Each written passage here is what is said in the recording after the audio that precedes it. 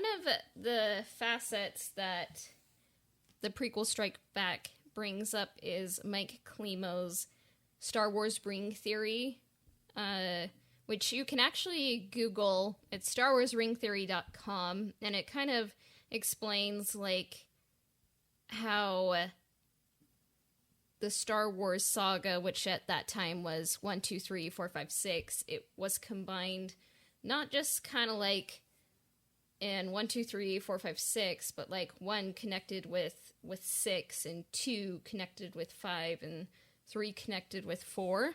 And I found it to be a well-researched fan theory that I think has a lot going for it, and it kind of like touches on the...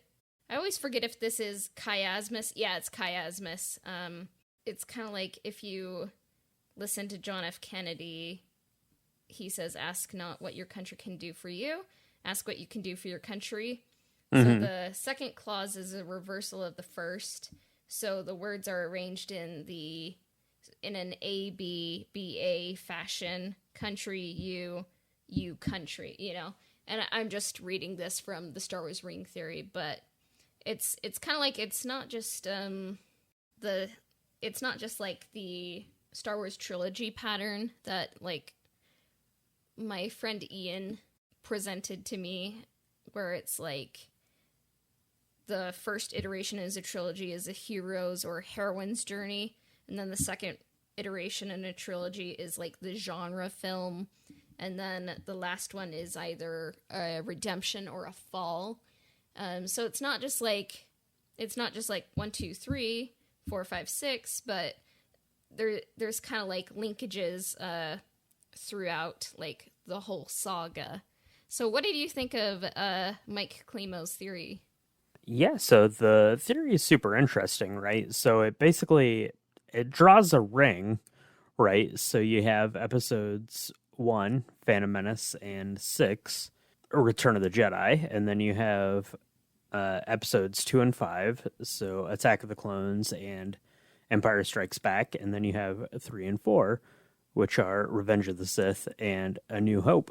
But so the way that it is kind of presented, right? So it's in this ring, so they're kind of like parallels, and then they kind of go into like mirror images of each other, and then back to parallels. So it's really interesting to look at, and it's a very different way to think about the way that the prequels and the original trilogy are done, and it's just super fascinating, right? So they kind of lay it out in this film of the prequel Strike Back. So starting in the 1 and 6 parallel, you have the 2 Jedi in the Phantom Menace, and then you have the 2 droids in Return of the Jedi, kind of at the start, and then it goes into like the pod race versus the speeder bike section of Return of the Jedi, and then you have the kind of the end with the Gungan battle and the Ewok battle. So